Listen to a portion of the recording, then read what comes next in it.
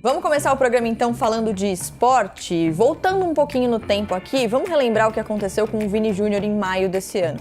Ele que joga na Espanha e aí ele sofreu racismo num jogo contra o Valência. Ele criticou na época abertamente a Liga Espanhola, que não fez nada e falou muito sobre isso. Na época, o Jairo que tá aqui comigo no estúdio agora, a gente falou muito, né, Jairo, sobre o que ia acontecer a partir daquilo. E aí, a federação, o governo espanhol, disse que sim, adotaria medidas. Esse tempo passou. E agora, Jair? Agora, pelo menos, a gente tem uma resposta do governo da Espanha, por meio do Ministério do Interior, que é responsável pela polícia, pela Guarda Nacional também. Explicando o seguinte, daqui para frente, os policiais terão poder de paralisar partidas, encerrar partidas, esvaziar um setor do estádio ou até um estádio inteiro em casos de racismo.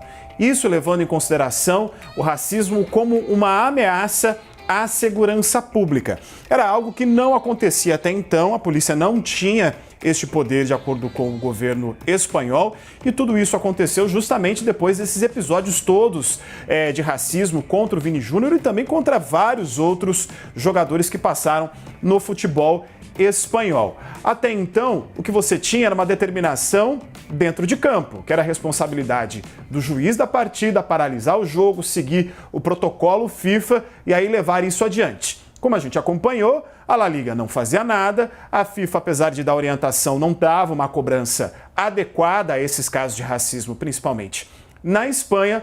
E depois de que tudo isso veio à tona, que até o governo brasileiro entrou nessa conversa, aí o governo espanhol resolveu se coçar e dar uma resposta.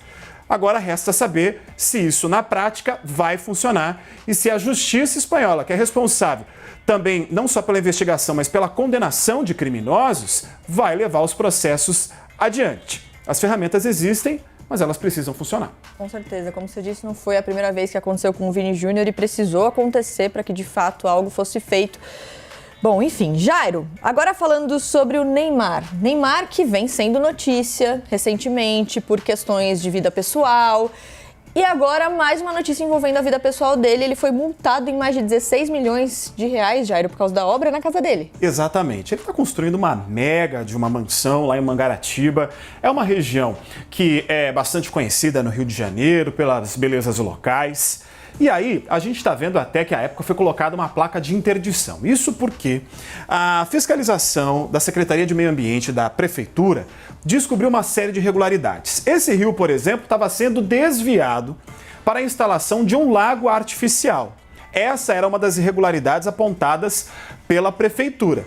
Eles chegaram até o local, chegaram a apresentar que todas essas irregularidades deveriam ser arrumadas, ajeitadas, com a possibilidade de multa. À época, o pai do Neymar chegou até a escutar uma voz de prisão por desacato à funcionária. Isso não foi levado adiante, mas eles prometeram uma resposta. A gente está vendo aí as cenas da discussão com as autoridades locais. A resposta veio por meio desta medida administrativa, desta multa de 16 milhões de reais para essa mansão.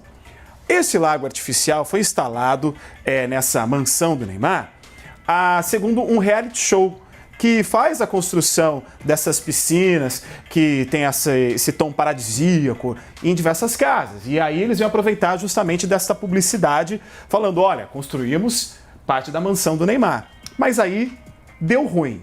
Além, é claro, de ter que pagar esse valor de 16 milhões de reais para continuar usufruindo do seu bem na região de Mangaratiba, esse caso vai também ser investigado pelas autoridades, pelo Ministério Público, pela Delegacia do Meio Ambiente, pela Polícia Civil, levando em consideração todas as irregularidades que estão sendo denunciadas pela gestão municipal. Mari. Bom, o Jairo tá sempre aqui no estúdio com a gente para atualizar, contar o que tá acontecendo no universo do esporte, não necessariamente dentro do campo. E agora, Jairo, a gente tem uma notícia sobre o Corinthians. Os torcedores do Corinthians invadiram um motel para agredir o Luan?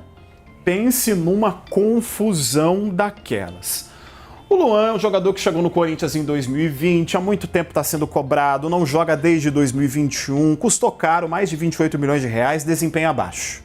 A torcida não quer ver a cara dele de jeito nenhum, mas membros da torcida organizada do Corinthians, de uma das torcidas organizadas do Corinthians, perseguiram de certa forma o Luan, descobriram que ele estava em um motel na companhia de diversas pessoas aqui em São Paulo. Eles invadiram o motel, agrediram o jogador, retirando-o à força desse motel. Imagine a confusão que aconteceu na madrugada desta terça-feira. Tem mais. Essa turma de criminosos, depois de ter feito isso, foram para uma lanchonete comemorar que, segundo eles, conseguiram encontrar o alvo. E nessa comemoração ainda marcaram todo mundo, ou seja, produzindo provas contra si daquilo que aconteceu nessa noite.